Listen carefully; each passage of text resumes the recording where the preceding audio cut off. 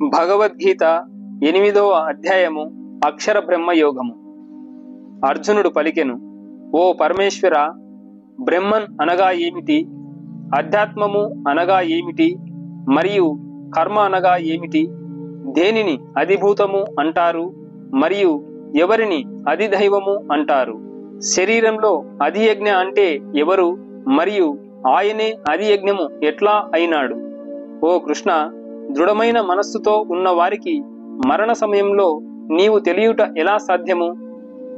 శ్రీ భగవానుడు పలికెను, సర్వోన్నతమైన నాశనము లేని తత్వమునే బ్రహ్మన్ అందురు. వ్యక్తి యొక్క ఆత్మతత్వమునే అధ్యాత్మ అంటారు. ప్రాణుల భౌతిక తత్వమునకు మరియు వాటి అభివృద్ధికి సంబంధించిన పనులనే కర్మ లేదా ఫలాపేక్షతో ఉన్న చర్యలు అంటారు. దేహధారులలో శ్రేష్ఠుడవైన ఓ అర్జున, నిరంతరం మారుతనే ఉండే ఈ భౌతిక సృష్టినే అధిభూత అంటారు. సృష్టిలో దేవతల అధిపతిగా ఉండే భగవంతుని విశ్వరూపమునే అధిదైవము అంటారు. సర్వభూతముల హృదయములలో నివసించే నేను అధియజ్ఞము అంటే సమస్త యజ్ఞములకు ప్రభువు అని పిలువబడతాను. మరణ సమయంలో నన్ను స్మరిస్తూ దేహాన్ని విడిచిపెట్టిన వాడు నన్నే చేరుకుంటాడు. ఈ విషయంలో ఎలాంటి సందేహానికి తావులేదు. మృత్యుకాలంలో శరీరాన్ని విడిచిపెట్టే సమయంలో వ్యక్తి దేనినైతే గుర్తు చేసుకుంటాడో, ఓ కుంతీపుత్రుడా, ఎప్పుడూ అదే ధ్యాసలో ఉండటం వలన ఆ వ్యక్తి అదే స్థితిని పొందును. కాబట్టి సర్వకాలముల యందు నన్ను స్మరిస్తూనే ఉండుము మరియు నీ కర్తవ్యమైన యుద్ధము కూడా చేయుము. నీ మనస్సు బుద్ధి నాకు శరణాగతి చేసి సమర్పించినచో నీవు తప్పకుండా నన్నే పొందుదువు. ఈ విషయంలో సందేహం లేదు. అభ్యాసముతో ఓ పార్థ, నిరంతరంగా మనస్సుని ఎటూ పోనీయక పరమేశ్వరుడైన నన్ను స్మరించుట యందే నిమగ్నం చేస్తే నీవు తప్పకుండా నన్ను పొందగలవు. భగవంతుడు సర్వజ్ఞుడు, అత్యంత ప్రాచీనుడు, అందరినీ శాసించేవాడు, సూక్ష్మము కంటే సూక్ష్మమైన వాడు, అన్నిటికీ ఆధారమైనవాడు, ఊహకందని దివ్య స్వరూపం కలవాడు. ఆయన సూర్యుడి కంటే తేజోవంతుడు మరియు సమస్త అజ్ఞానపు చీకట్లకి అతీతుడు. ఎవరైతే మరణ సమయంలో యోగ అభ్యాసము చేత లభించిన అచంచలమైన మనస్సుతో ప్రాణములను కనుభముల మధ్య నిలిపి నిశ్చలంగా దివ్యమంగళ భగవంతుడిని అత్యంత భక్తితో స్మరిస్తారో వారు ఖచ్చితముగా ఆయనను పొందుతారు. వేద పండితులు ఆయనను నాశనము చెందనివాడు అని చెప్తారు. ఆయనలో ప్రవేశించటానికి మహోన్నత ఋషులు బ్రహ్మచర్యము పాటిస్తూ ప్రాపంచిక భోగాలను త్యజిస్తారు. ఇప్పుడు ఆ లక్ష్యం యొక్క మార్గాన్ని క్లుప్తముగా విశదపరుస్తాను. శరీరము యొక్క అన్ని ద్వారములను నియంత్రించి మనసుని హృదయ స్థానము యందే నిలిపి ప్రాణములను మూర్ధ్నాస్థానములోనికి లాగి వ్యక్తి ఏకాగ్రతతో యోగ ధ్యానములో స్థితుడై ఉండవలెను. పరమేశ్వరుడినైన నన్ను స్మరిస్తూ ఓంకారమున జపిస్తూ శరీరము నుండి వెళ్ళిపోయిన వ్యక్తి పరమగతిని పొందును. ఓ పార్థ, అనన్య చిత్తముతో నన్నే ఎల్లప్పుడూ స్మరిస్తూ ఉండే యోగులకు నేను సులభముగానే దొరుకుతాను. ఎందుకంటే వారు నిరంతరం నాయందే నిమగ్నమై ఉంటారు కాబట్టి. నన్ను పొందిన పిదప మహాత్ములకు ఈ దుఃఖముల నిలయము మరియు తాత్కాలికము అయిన ఈ లోకంలో పునర్జన్మ ఉండదు. ఎందుకంటే వారు సర్వోత్కృష్టమైన పరిపూర్ణతను సాధించారు. బ్రహ్మలోక పర్యంతము ఈ భౌతిక స్థితి యొక్క లోకములు అన్నిటిలో నీవు పునర్జన్మకు గురవుతూనే ఉంటావు. ఓ అర్జున, కాని నా ధామమునకు చేరిన పిదప ఓ కుంతీపుత్రుడా, ఇక మరల పునర్జన్మ ఉండదు.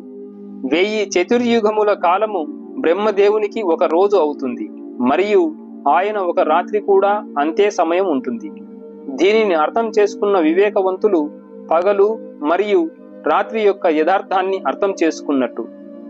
బ్రహ్మ యొక్క పగలు ప్రారంభం కాగానే సమస్త ప్రాణులు అవ్యక్త మూలం నుండి ఉద్భవిస్తాయి మరియు ఆయన రాత్రి మొదలైనంతనే అన్ని జీవాత్మలు తమ అవ్యక్త రూపంలోకి లీనమైపోతాయి.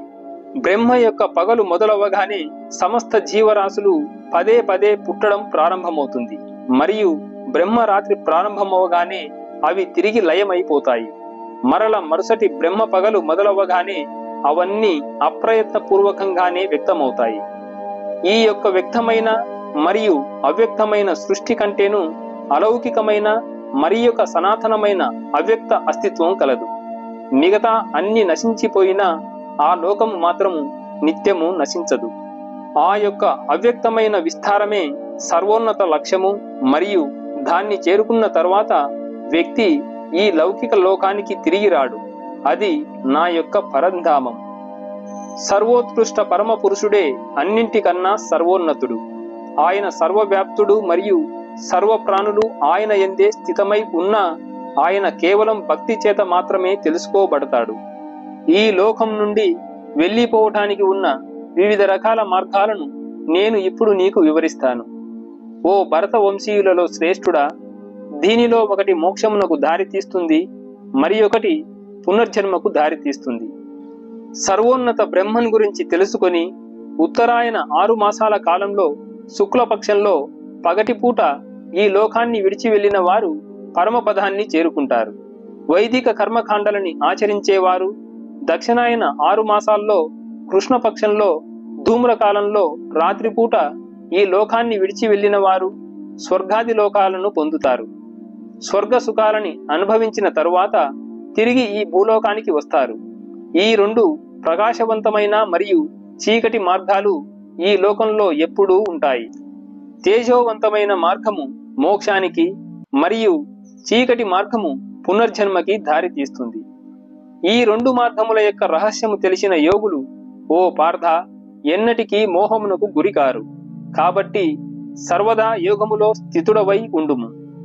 ఈ రహస్యం తెలిసిన యోగులు వైదిక కర్మకాండల ఆచరణ, వేదాధ్యయనము, యజ్ఞములను ఆచరించుట, తపస్సు చేయుట మరియు దాన ధర్మాలు చేయుట, వీటన్నిటి పుణ్యఫలముల కంటేనూ ఎక్కువ ఫలమును పొందుతారు. ఇటువంటి యోగులు పరమపదమును పొందెదరు. ఇది ఉపనిషత్తుల సారాంశము, బ్రహ్మ విద్య, యోగ శాస్త్రము, శ్రీకృష్ణార్జున సంవాదము అయిన శ్రీమద్ భగవద్గీతలోని అక్షర బ్రహ్మ యోగము అను 8వ అధ్యాయం.